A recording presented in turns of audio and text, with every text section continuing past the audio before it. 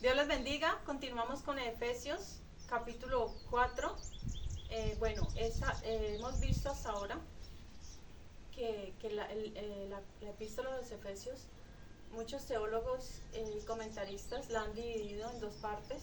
La primera parte, del capítulo 1 al capítulo 3, que la han denominado como la parte doctrinal, y la segunda parte, del 4 al 6, que la han denominado como la parte práctica.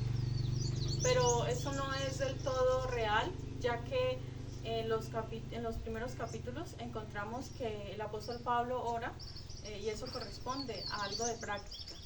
Y ahora, por ejemplo, hoy vamos a ver doctrina. Entonces, aunque hay mucho de la conducta, pero también hay doctrina, o sea que es en parte real, pero también, digamos, tiene sus excepciones.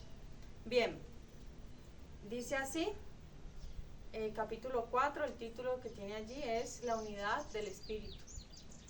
Y dice así: yo pues, preso en el Señor, os ruego que andéis como es digno de la vocación con que fuisteis llamados. Bueno, aquí vemos que el apóstol Pablo se identifica como preso en el Señor. Ya habíamos visto que se había identificado como prisionero de Cristo. Aquí nuevamente se identifica como preso en el Señor. Y dice, hace una súplica, hace un ruego. Algo importante es que el apóstol Pablo aquí no se está quejando, ¿sí?, de su situación como prisionero, ¿no? Él no se está quejando ni nada de eso, sino que él está acudiendo dignamente, digamos, lo que le está pasando a él, dignamente al llamado, ¿sí? No quejándose, sino siendo dignamente, ejerciendo dignamente el llamado aún desde la prisión, desde ese lugar. Y eso es por la voluntad y disposición del Señor, porque todo lo que nos ocurre a nosotros cuando estamos en la voluntad de Dios es por propósito de Dios. No es que a Dios se le salió de las manos, o que Dios no nos pueda librar de algo o sacar, sino que todo es con un propósito. Y el Señor de alguna manera quería tratar con el carácter del apóstol Pablo, ¿sí? Porque antes de él convertirse en quien llegó a ser este gran apóstol, escritor de la Biblia, él fue un hombre con mucho conocimiento, pero a la vez vemos que era un hombre que perseguía a la iglesia, era un hombre que no tenía humildad, era un hombre que no tenía ni mansedumbre ni humildad, que vemos que más adelantico aquí él va a decir qué es lo que se necesita, que andemos en esto. ¿Sí? El apóstol Pablo, a través de muchas tribulaciones, aprendió. O sea, el Señor tuvo que tratar en el carácter de él a través de todo esto. O sea, todas estas aflicciones que le ocurrieron a él no fueron por casualidad, fueron con un propósito. Bien, y dice así.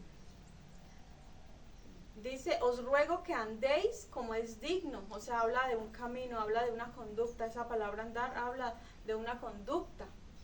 Dice que es digno de la vocación con que fuisteis llamados. Bueno, ahí la palabra para dignos viene del griego axios y significa un balance o un equilibrio.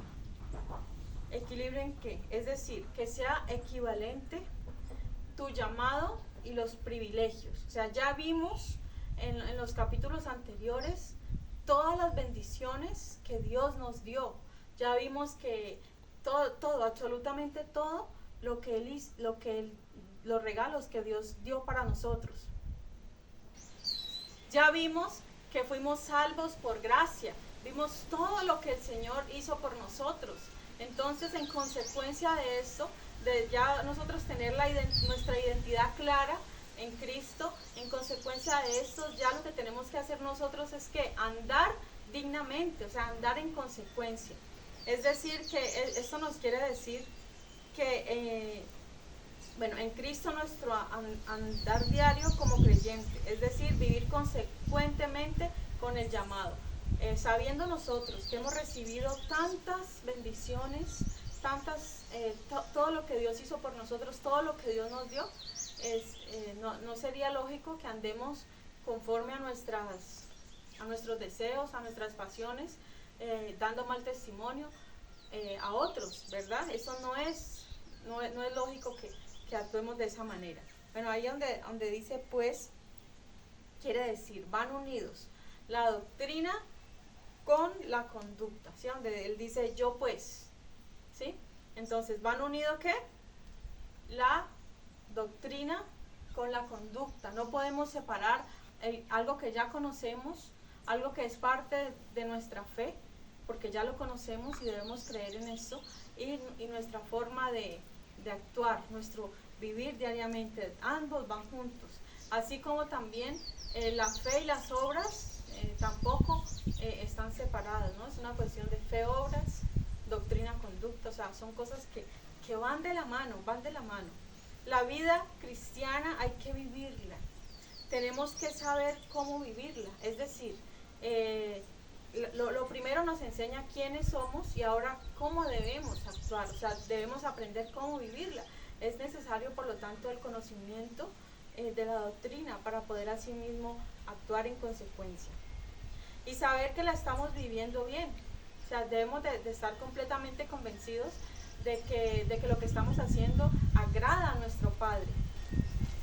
Dice, fuimos, y ahora que dice la vocación, bueno, vocación y llamado son sinónimos, sino que allí tal vez simplemente por no repetir la misma palabra, pero cuando dice, es digno de la vocación con que fuiste llamados, o sea, vocación y llamado es lo mismo, ¿sí? Ahí se refiere a lo mismo. Y recordemos de a dónde nos sacó el Señor, de a dónde nos llamó el Señor. ¿De dónde nos llamó? De las tinieblas, ¿cierto? De la oscuridad. Nos llamó de una condición de estando nosotros muertos en nuestros delitos y pecados. Entonces, mire desde dónde el Señor nos hizo el llamado, ¿cierto? Estábamos prácticamente como cadáveres espirituales y desde allá el Señor nos hizo ese llamado. Versículo 2. Con toda humildad y mansedumbre, soportándoos con paciencia los unos a los otros en amor. Bueno, allí nos está hablando cómo debe ser nuestra conducta, cómo es que nosotros debemos andar. ¿Y cómo es? Primeramente, dice con toda humildad y mansedumbre. Hemos visto que la mansedumbre allí, y de estas palabras que hemos nombrado, son parte del fruto del Espíritu, ¿sí? El Espíritu, un espíritu renovado. Son parte del fruto. Y voy a decir, ¿qué es humildad? Bueno, lo que quiere decir la palabra humildad es hacerse pequeño, ¿sí? Hacerse pequeño. Mire, esto era algo que no le agradaba a los griegos. Es decir, los griegos anteriormente, digamos, despreciaban esto, el que alguien fuera humilde.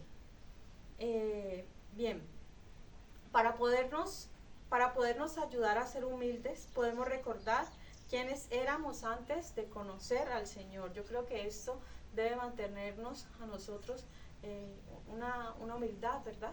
Porque o sea, no está recordando para mal, sino si en algún momento vemos que no somos humildes, que estamos siendo arrogantes, que estamos siendo orgullosos, prepotentes, es el momento de recordar quiénes éramos antes y para dónde íbamos, o sea, cuál era nuestro destino de continuar así y desde dónde el Señor nos rescató, desde dónde el Señor nos sacó. ¿Por qué? Porque nuestra mente tuvo que haber sido iluminada, o sea, nuestros ojos espirituales de alguna manera se abrieron, Dios alumbró con su maravilloso evangelio nuestros ojos, ¿verdad? Nuestros ojos espirituales, y pudimos entender muchas cosas, pudimos ver cuál era la condición espiritual en la que nosotros estábamos. Entonces el Señor nos desea que nosotros seamos humildes, ¿sí? Bien, y ahora la palabra mansedumbre. Bueno, mansedumbre es un fruto del Espíritu. Mansedumbre no significa debilidad, eso no es mansedumbre. Es sinónimo de apacibilidad. ¿Y qué es eso? Bueno, es la virtud de soportar sin reaccionar. ¿Cuánto nos falta a veces a nosotros de la mansedumbre, ¿cierto? Ante cualquier situación externa, inmediatamente, ¿qué pasa? Reaccionamos. Y muchos tal vez si nosotros nos damos cuenta que estamos de pronto en un lugar donde no conocemos personas y digamos alguien nos provoca de alguna manera, ¿cómo reaccionamos nosotros? Si no conocemos a nadie, nuestra reacción muchas veces, si no hemos sido, si el Señor no ha trabajado esa parte en nosotros, ¿cómo actuamos? Actuamos como si no fuéramos cristianos, como si no fuéramos diferentes a los demás. Pero si nos damos cuenta a veces de que entre esas personas hay cristianos y que nos conocen, nos podrían señalar, ahí sí nos da pena, ay no, ahí sí hablas pasito y bueno, actuar de esa manera. Sí, eso se ve mucho en realidad, que falta la mansedumbre. Nos está faltando de verdad estas dos partes en el pueblo cristiano. ¿Por qué? Porque todavía hay orgullo, todavía hay altivez, ¿sí? Todavía falta verdaderamente que el Señor trabaje esa parte. O sea, mire, estas cosas estas virtudes, digámoslo así, son virtudes, adornan el Evangelio de Cristo y nosotros somos portadores de ese Evangelio. Entonces estas son cosas que debemos nosotros mostrar al mundo. Dice, soportándoos con paciencia los unos a los otros en amor. Esa palabra soportar, a veces no, y en amor, ¿no? Dice soportándoos con paciencia los unos a los otros en amor. Mire, no digamos dentro de nuestra congregación, nuestra iglesia local, hay veces que entre nosotros mismos como que no nos soportamos. Es que yo no soporto al pastor, al hermano. Pero mire, la Biblia nos dice, bueno, está bien que no estés de acuerdo en todo lo que hace tu hermano y hay cosas que de pronto te pueden irritar de él. Es cierto, hay cosas que hacen otros o nosotros también hacia ellos que causamos irritación o ellos nos irritan a nosotros. Pero ¿qué nos manda el Señor? A que mantengamos en contiendas, a que a toda hora estemos reclamando, a que vivamos en pleitos. Esto no es lo que manda el Señor. Lo que nos dice es, si no te comprendes en todo, sopórtense, pero en amor. Ay, sí, es que yo lo soporto, pero porque me toca. No, o sea, lo que el Señor quiere es que lo hagamos, pero con amor. Es decir, si nos tocó soportar alguna situación, con paciencia y con amor. O sea, las dos cosas. Y ahora la paciencia es otro fruto del Espíritu. ¿Qué es la paciencia? Mire, es largura de espíritu. ¿Sí? Es decir, lento para la ira, es soportar mucho antes de estallar. Y además en el libro de Colosenses, en la carta a los Colosenses 3:12 dice, es la vestidura de nuestra nueva naturaleza, o sea, como parte de nuestra vestidura, ¿cómo estamos nosotros revestidos? Con paciencia. Así deberíamos actuar nosotros, ¿sí? Con paciencia, soportando. Bien, dice algo que tengo aquí escrito. Pablo no siempre tuvo mansedumbre.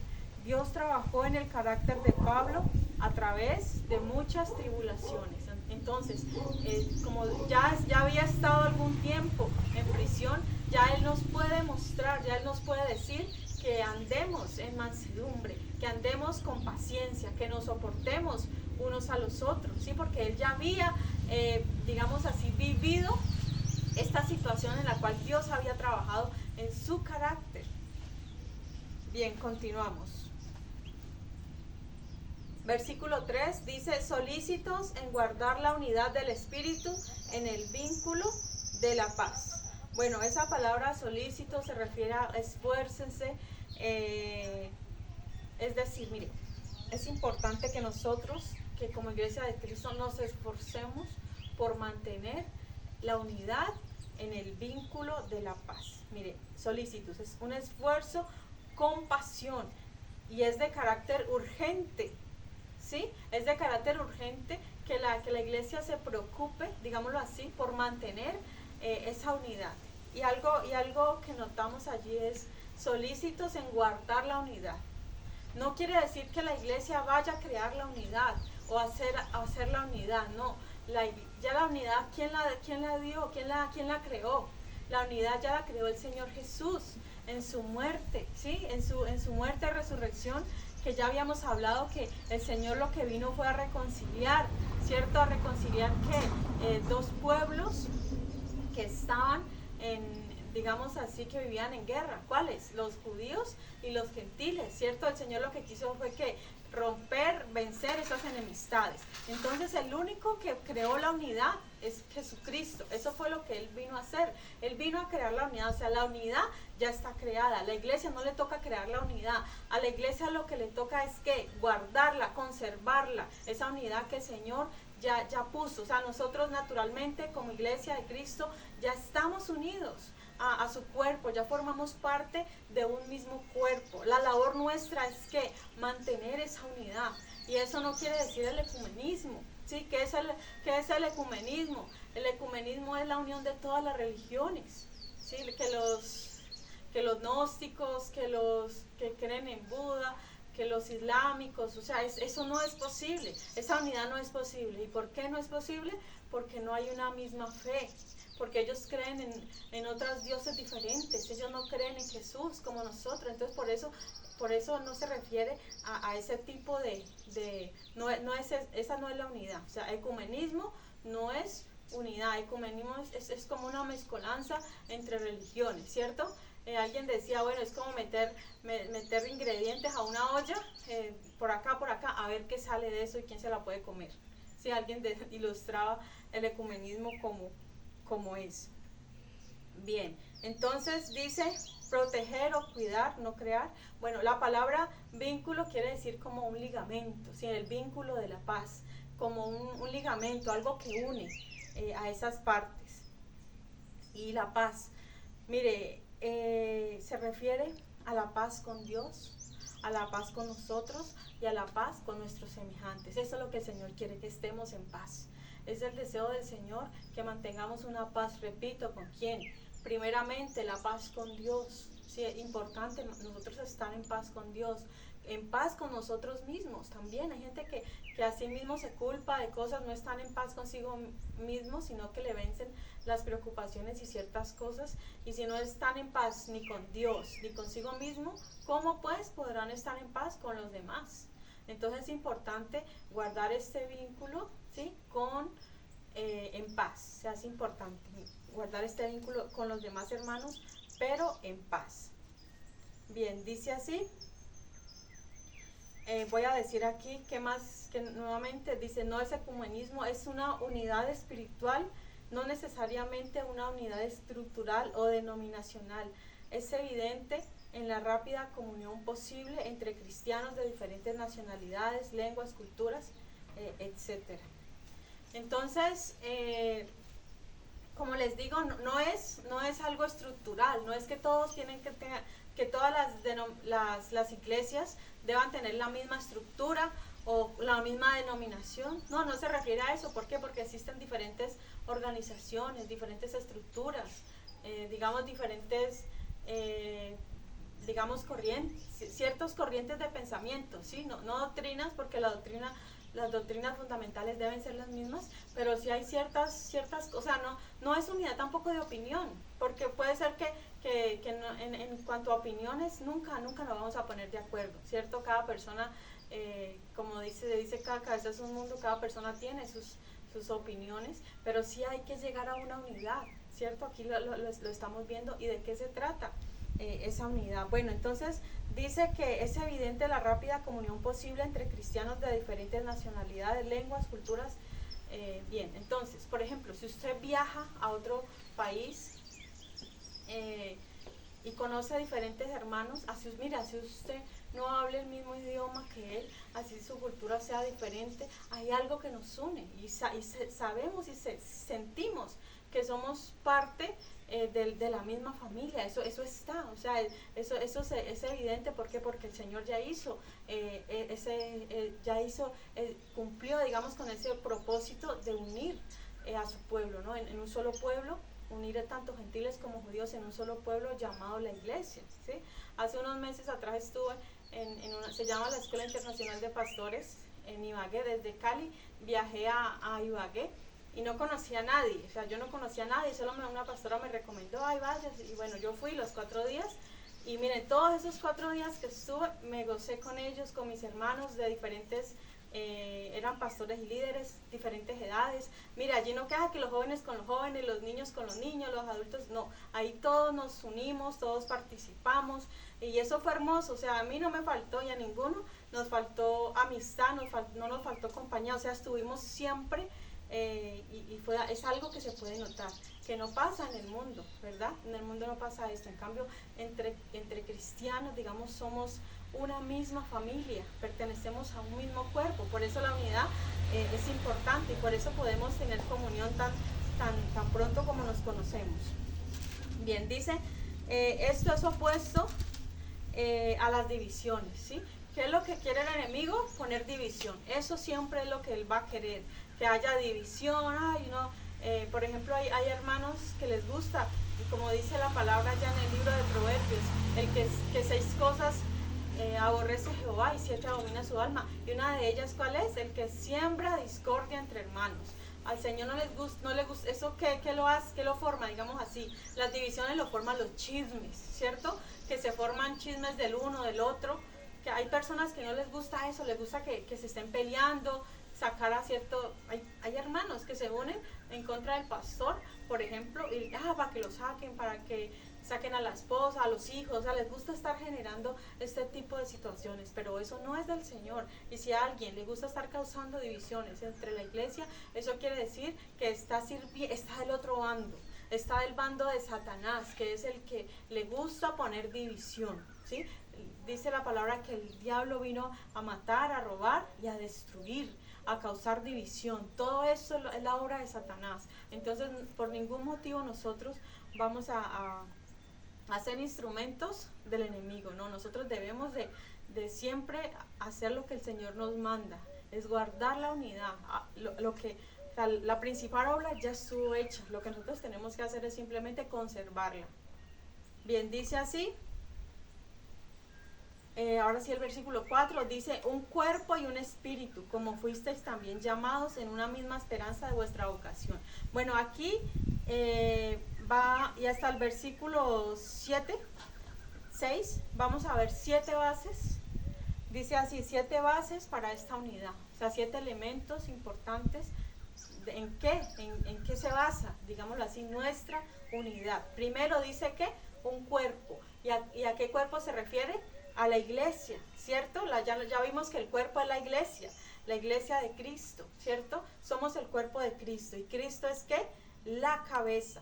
Los creyentes son los miembros y Cristo es la cabeza. Entonces estamos unidos a un mismo cuerpo. ¿Cuál es? La iglesia, cuerpo de Cristo. Cada uno de nosotros es un miembro, todos somos importantes, todos somos necesarios dentro de este cuerpo. ¿Qué más dice? Segundo, un espíritu. ¿A qué se refiere? Bueno, es al Espíritu Santo. Bueno, un cuerpo sin espíritu no está vivo, ¿cierto? Un cuerpo que no tiene espíritu, ¿qué es? Un cadáver.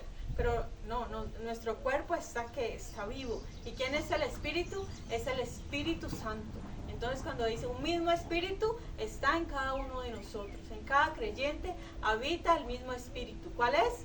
El Espíritu Santo. Tercero dice, una esperanza. ¿De qué se trata esa esperanza? Ya hemos visto, ¿cierto? En el libro de Pedro, ya estudiamos las 2 epístolas, que nos habla de una esperanza viva, y nos dice, bueno, hablando un poquito más de la esperanza, que una de ellas, ¿cuál es? La herencia que tenemos en Él, en Cristo, lo que Él nos dio. Bueno, dice así, tenemos todas las mismas promesas, tendremos el mismo destino, estaremos en el mismo lugar, pasaremos la eternidad juntos. Sí, entonces esta es nuestra esperanza, una misma esperanza.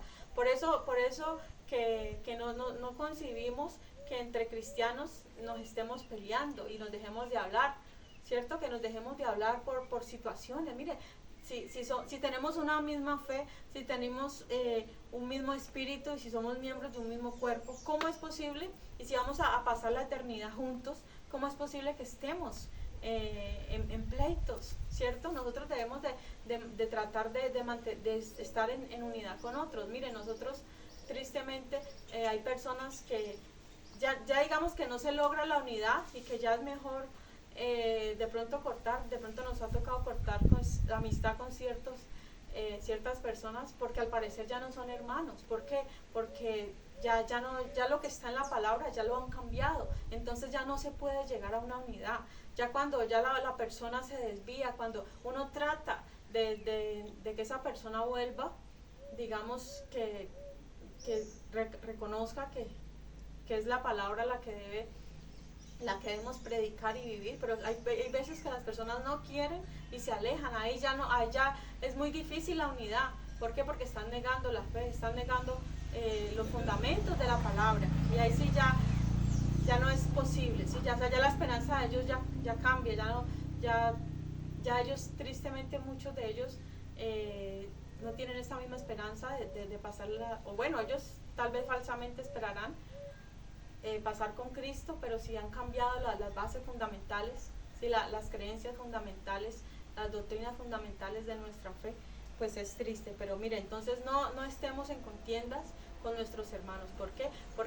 Porque ¿cómo vamos a mantener peleando con otro? Y entonces en el cielo, ¿cómo vamos a hacer si todos vamos a vivir en una misma ciudad, en la Nueva Jerusalén? Bueno, no en el cielo, sino acá en la tierra, ¿cierto? En los cielos nuevos y la tierra nueva, ahí es donde vamos a vivir, a morar. Vamos a vivir juntos en esa gran ciudad, en la Nueva Jerusalén. Esa es la morada de los justos, de los redimidos por Cristo.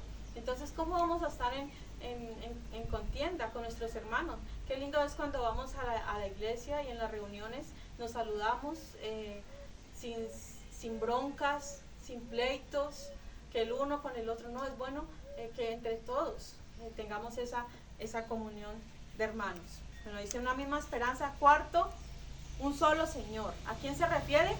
Al Señor Jesús. Sí, es el Señor Jesús, el Señor Jesucristo. Mire, al principio de su ministerio, él mismo se llamaba como el Hijo del Hombre. ¿Sí recuerda que él mismo se llamaba el Hijo del Hombre? No vino. ¿Sí recuerdan en los evangelios cómo se llamaba? El Hijo del Hombre. Solamente hasta finales del ministerio de Cristo ya era llamado Señor. Y él mismo decía, me llamáis Señor y no obedecen mis mandamientos. O no todo el que me diga Señor, Señor, entrará en el reino de los cielos. Entonces, se refiere al Señor Jesús. Quinto, una fe. Bueno, ¿ahí a qué fe se refiere? Bueno, a esa fe salvadora. Bueno, la fe tiene dos, digamos así, hay dos tipos de fe, ¿cierto? No se refiere a la fe como fruto. Entre los frutos del Espíritu hay uno que dice es la fe, ¿cierto?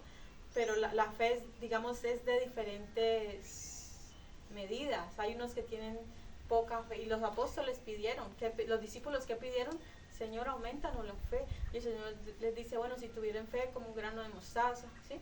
Habla pues del tamaño. A unos a veces nos cuesta creer ciertas cosas, a veces tenemos mucha fe, a veces tenemos poca fe, mucha. Bueno, también la fe también es un don. Hay un don de fe, ¿no? Hay un don que es esa fe que está dentro de los dones de poder, que es para grandes cosas. Y no solamente es la fe, ¿no? Sino que esa fe viene acompañada de ¿qué? De acción. Que si yo creí que el Señor iba a hacer eso, no solamente es tener la fe, porque yo puedo tener mucha fe en muchas cosas, pero a la final no se cumple, ¿cierto? Lo que yo creo. Pero esa fe como don es la fe que logra que se hagan los milagros, ¿sí? Que se hagan las cosas, que se hagan las sanidades, que se hagan milagros extraordinarios. Esa es la fe. Bueno, ese tipo de fe no se refiere acá tampoco, sino que se refiere a la fe, al contenido de nuestra fe. O sea, que todos lleguemos digamos, hacia una unidad de fe, que es lo que les decía ahorita, son las creencias, las doctrinas generales, las doctrinas básicas, que no, por ejemplo, una doctrina básica, ¿cuál es? Que Jesucristo es Dios. Una persona que niega que Jesucristo es Dios no tiene nuestra fe, entonces no puede haber unidad con Él. Por eso son sectas, porque son herejías. No creer que Jesucristo es Dios, negar la deidad de Cristo. Sí, ese es un pecado. Entonces, en ese tipo, digamos, de doctrinas, ¿qué otras doctrinas? La doctrina del infierno. Hay lugares donde no se habla acerca del infierno. Dicen, no, el lugar es un sitio simbólico. O sea, el que crea que el infierno es un sitio simbólico, no tiene nuestra misma fe. Entonces es importante llegar así, o sea, lo que el Señor quiere es que nosotros lleguemos todos a un contenido de fe, a un conocimiento de fe, ¿sí? Para que todos creamos lo mismo, ¿sí? No quiere decir, mira, hay ciertos detalles que no nos vamos a poner de acuerdo nunca, pero esas no son doctrinas fundamentales, esas no son cosas que intervienen, digamos así, en nuestra salvación. O sea, son cosas mínimas que tampoco vale la pena pelear por ellas. Mire, hay personas, hermanos de iglesias que discuten por algo. Ah, no, es que el pastor dijo esto, y mire, está bien, si de pronto el pastor dijo algo que consideramos que no está bien, que está mal, podemos hablar con él ¿cómo? Con humildad, ¿y qué más? Y mansedumbre, ¿cierto? Y además, ¿qué más? Con paciencia, soportándonos, ¿qué más? En amor. Entonces, mire todo lo que uno debería hacer antes de hacer digamos, de llevar una práctica, no con altanerías, no con arrogancia, digamos, se podría hablar con él y llegar como a un acuerdo, ¿sí? Pero si, digamos, no son cosas fundamentales, no, mire, los predicadores, yo creo que nunca nos vamos a poner de acuerdo en todo, en todas las escrituras. Siempre van a haber cosas que uno piensa, no, es que yo creo que es así, el otro no, yo creo que esto es así. O sea, nunca va a haber, como les decía, no va a haber igualdad de opiniones, eso es prácticamente imposible. Pero en cuanto a las doctrinas fundamentales, en eso sí, todos tenemos de creer lo mismo. ¿Por qué? Porque hay un solo Señor. ¿Cómo se llama? El Señor Jesús. ¿Y cuál es la verdad? La verdad es Cristo. Entonces nosotros debemos de creer absolutamente ¿en qué? En esta verdad que se llama el Señor Jesús. Entonces, una fe, repito, dice así, es la fe salvadora, el contenido de nuestra creencia, un mismo evangelio, un mismo mensaje, una misma palabra, ¿cierto? Ya no fue dado. Sexto, dice un bautismo, ¿sí? Bueno, aquí, si ustedes notan, aquí en este punto es uno de ellos precisamente, en los cuales hay cierta, bueno, no digamos controversia, pero sí hay, que unos dicen, bueno, aquí se trata el bautismo en agua, el otro no, se refiere al bautismo en fuego, o sea, al bautismo en el Espíritu, ¿sí? O el bautismo externo o el bautismo interno, ¿sí? Entonces ahí como que, ¿por qué? El apóstol Pablo no especificó qué bautismo, qué bautismo estaba hablando. Entonces allí es una de las partes que yo creo, ningún predicador tiene la verdad absoluta, ¿cierto? Los unos te van a decir, no, se refiere al bautismo y es por eso, el bautismo en agua y es por eso. Los otros te pueden decir, es el bautismo en el Espíritu y es por esto. Y no va a haber nunca, digamos, por ahora al menos, un solo pensamiento en cuanto a esto. Y así pasa con muchos textos de la Biblia. Pero repito, no es motivo para uno pelear, para uno, no. Si él piensa así, no es algo fundamental que influye en mi salvación o la salvación del otro hermano, no hay por qué pelear, no hay por qué enojarnos. Debemos de ser mansos, humildes, con paciencia, soportándonos con amor. Eso debemos aprender. Bueno, entonces ahí yo creo que el único que puede resolver el dilema, aparte del Señor Jesús, es el apóstol Pablo. Si pudiéramos preguntarle, apóstol Pablo, ¿a qué bautismo se refería? Especifique un poquitico más para que ya podamos estar seguros a qué bautismo se refiere. Bueno, yo les voy a dar mi opinión. Yo creo que se refiere al bautismo en el Espíritu Santo. ¿Por qué? Primero que todo porque está hablando de cosas espirituales, ¿sí? Está hablando de un cuerpo, está hablando de una fe, está hablando de una esperanza, está hablando del Señor, o sea, un solo Señor, ¿sí? Entonces yo veo allí y una fe que se está hablando de cosas que espirituales, y el bautismo en agua es más algo ritual, ¿cierto? Algo ceremonial, así como el bautismo en agua y también como la Santa Cena, ¿sí? Entonces en ese contexto yo pienso que se refiere al bautismo en el Espíritu, y además también lo creo, ¿por qué? Porque dice la Biblia que todos fuimos bautizados por un mismo Espíritu, ¿cierto?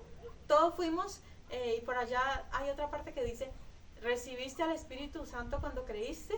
¿Cierto? O sea, es decir, que yo en una iglesia que asistí harto tiempo, enseñaron que el bautismo en el Espíritu Santo era hablar en lengua. O sea, que una evidencia de ser bautizado en el Espíritu era hablar en lenguas, pero me doy cuenta que no es así. Yo no hablo lenguas y hay muchos cristianos que no hablan en lenguas. ¿Qué quiere decir esto? ¿Que no han recibido el bautismo en el Espíritu? No, eso no quiere decir, porque todos fuimos bautizados por un mismo Espíritu, somos bautizados, ya recibimos. Cuando Cristo entró a nuestro corazón, recibimos al Espíritu. Y el hecho de que el Espíritu mora en nosotros también quiere decir que también fuimos bautizados. En ese mismo momento vino el Espíritu Santo y nos bautizó. Sí, en fuego. Recibimos ese bautismo en fuego, ese bautismo interno. Y la otra razón por la que yo creo que se trata también del Espíritu es porque si nosotros miramos, no todos los cristianos que han sido salvos fueron bautizados en agua, ¿sí? Por ejemplo, el caso típico, pues el ladrón, que ya no fue más ladrón porque el Señor lo perdonó, ¿cierto? Él no alcanzó el bautismo en agua. ¿Y cuántas personas en su lecho de muerte reciben a Cristo, el Señor los perdona y no alcanzan a ser bautizados en agua? Pero sí fueron bautizados ¿con qué? Con el Espíritu, ¿verdad? Porque alcanzaron a recibir a Cristo, alcanzaron a recibir el perdón. Por esta razón, yo creo que se trata del bautismo en el Espíritu Santo. Y si alguno dice que es en el agua, bueno, no hay contienda, no es motivo para pelear. Bien, continúo. Dice así. Y séptimo punto, acuérdense que estamos viendo 7 bases de ¿qué? De esa unidad. Un Dios y Padre. Bueno, pero yo no he ido leyendo los versículos, pero los voy leyendo y nos falta solamente el séptimo. Dice así, estamos desde el 4, lo voy a leer textualmente lo que dice. Un cuerpo y un espíritu, como fuisteis también llamados en una misma esperanza de vuestra vocación. Un Señor, una fe, un bautismo, un Dios y Padre, estamos en el 6, un Dios y Padre de todos, el cual es de todos, el cual es sobre todos y por todos y en todos. Entonces el último ¿cuál? Dios y Padre. Si notó que esta porción, estos 7 bases, que ahí está la Trinidad reflejada, ¿sí lo notaron? Dice un Espíritu, dice un Señor y ahora un Dios y Padre, o sea, ahí está la Trinidad. Es que el que niega la doctrina de la Trinidad es porque tiene una gran venda, porque la Biblia en toda parte, la palabra Trinidad como tal no está en la Biblia, pero aquí está la doctrina. O sea, si se trata de una sola persona, ¿por qué el apóstol Pablo menciona a los 3? Es cierto, está mencionando a cada uno de ellos, ¿sí? Al Dios y Padre. Entonces dice así, un Dios y Padre. Él es el Padre de toda la creación.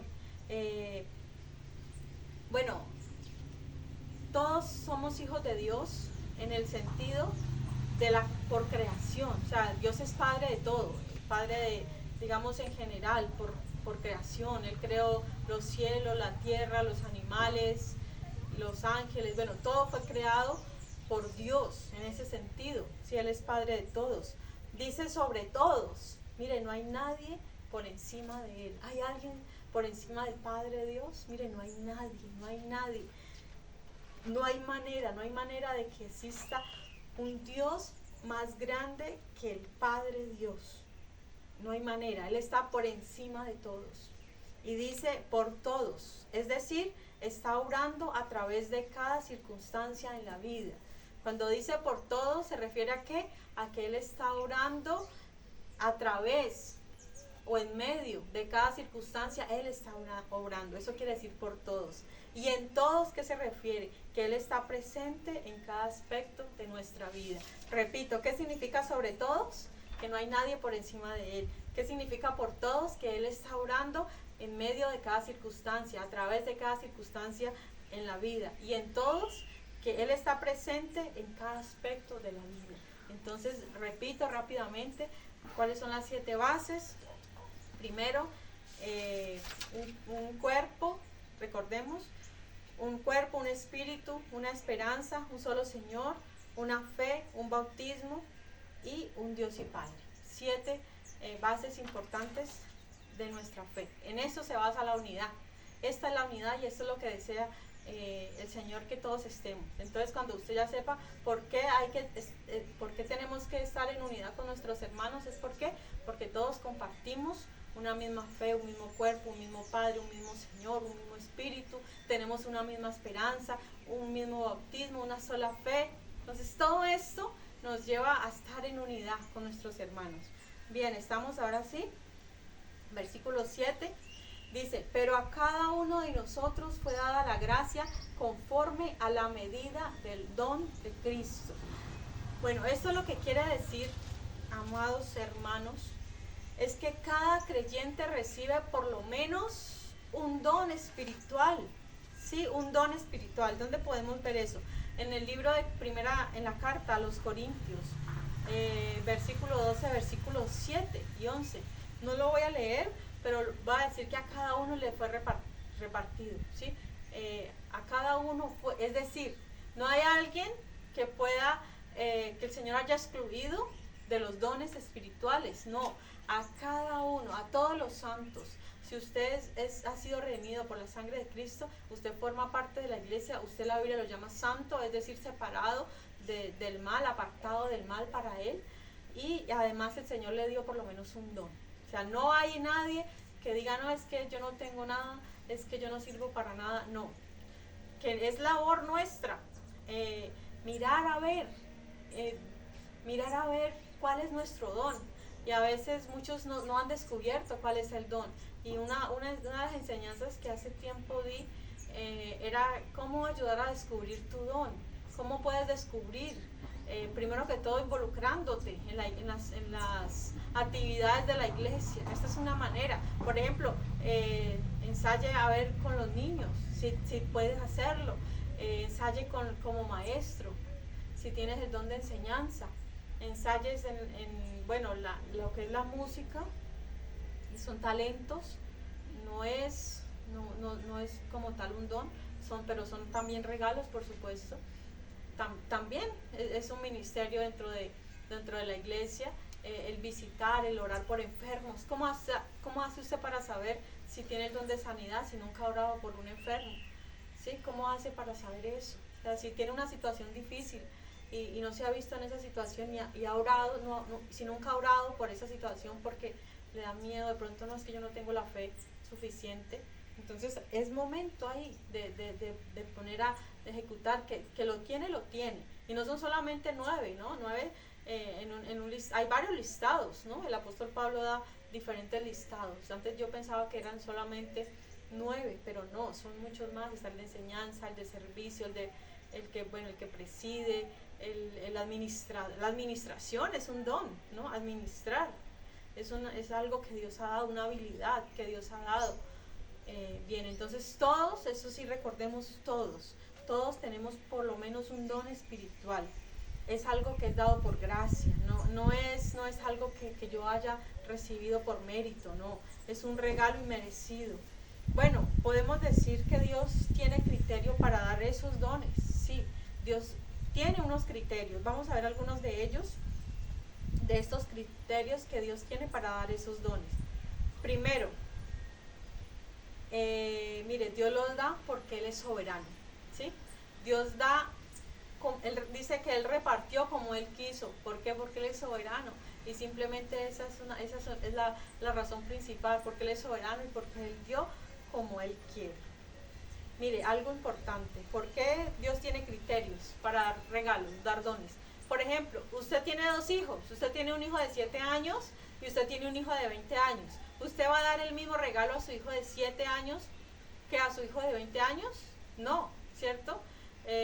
No va a dar el mismo regalo. A su hijo de 7 años posiblemente le va a dar un juguete o algún artículo escolar, y a su hijo de 20 probablemente le va a dar ya no le va a dar un juguete, ¿cierto? No le va a dar un juguete a un joven de 20, no. Le va a dar algo más acorde a su edad, tal vez una calculadora científica para que la usen en la universidad y algo así, ¿cierto?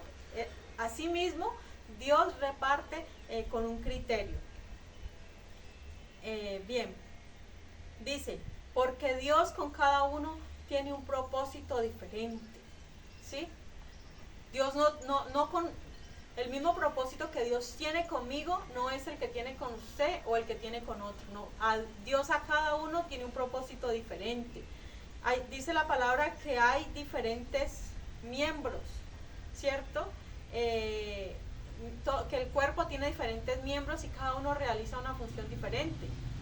Bueno, dentro de la iglesia, ¿qué hay? Hay miembros, hay líderes, hay ministros, pero todos son santos. Digámosle, la Biblia les llama santos al conjunto de toda la iglesia. La Biblia los llama santos, ¿sí? Entonces hay diferentes. Hay unos que son solamente miembros, que apenas empiezan y todo esto. Hay unos que les son para liderar y hay otros que son para ministrar a otros. Bien, segundo punto, la fidelidad de cada uno. Mire, Dios mira cuán fiel es cada uno. Eso quiere decir el compromiso de cada uno con la obra de Dios.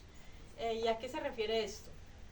Mire, hay personas que son cristianos, que llevan años dentro de la iglesia y que, digamos, se dedican, van a su trabajo, los fines de semana salen a pasear, van a la iglesia, por decir algo, los miércoles y los domingos, o sea, solamente, digamos, se reúnen como lo básico, lo necesario, pero hacen poco realmente, no hacen mucho más, no hacen más allá.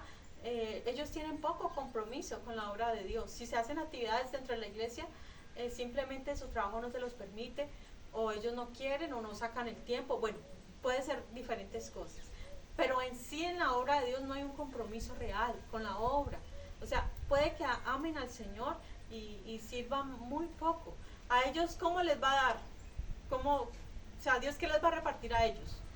Si ellos ocupan su tiempo en otras cosas. O sea, Dios no puede dar a ellos un don grande de sanidad y milagros. ¿Por qué? Porque ellos no lo van a ejercitar. O un don de enseñanza. ¿Por qué? Porque ellos no van a sacar el tiempo para enseñar a otros. Entonces, a ellos tal vez les ha dado,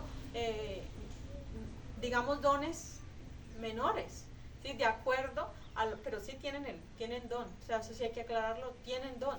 Pero entonces depende del compromiso de cada uno. Pero si una persona está comprometida en la obra, estudia la palabra, ora bastante, está en todas las actividades, Dios le va a dar más a esa persona. ¿Por qué? Porque esa persona va a ejecutar, va a ejercitar más sus dones dentro de la iglesia. Y recordemos que los dones no son para beneficio propio, sino que son para beneficio de todos. O sea, ese es el propósito de los dones. Que cada uno seamos edificados con el don que Dios nos ha dado. Entonces, ese es el otro criterio. Y hay otro criterio. Mire, la capacidad de cada uno. Se refiere a la capacidad. No todos tenemos la misma capacidad emocional, la capacidad intelectual, ¿sí? Por ejemplo, les digo algo.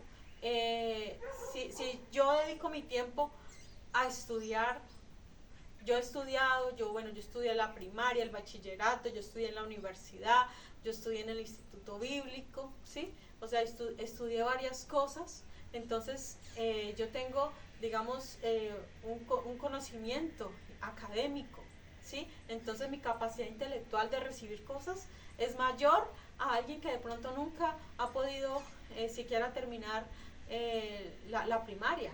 No quiere decir que Dios no lo va a usar, ¿no? Claro que Dios usa a todos, pero de acuerdo a su capacidad. O sea, Dios va a usar, por eso una persona que tiene mucho conocimiento, por ejemplo el apóstol Pablo, por eso Dios lo usó tan, o sea, por eso él pudo con todo eso. O sea, se cree que en él operaron todos los dones de los cuales él habla. Yo también lo creo porque, mire, para él haber recibido esa revelación de primera mano, o sea, yo que hoy estoy enseñando sobre eso, yo puedo dar una conferencia, digamos, sobre los dones espirituales, puedo hablar de eso, aunque no los tenga, aunque no tenga alguno de ellos, lo puedo enseñar, ¿cierto? A manera de enseñanza. Pero el apóstol Pablo, que él sí lo dio a manera de revelación, era porque él sí lo había vivido, era porque él sí tenía los ministerios, sí tenía esos 5, digamos, ministerios, y tenía todos esos dones.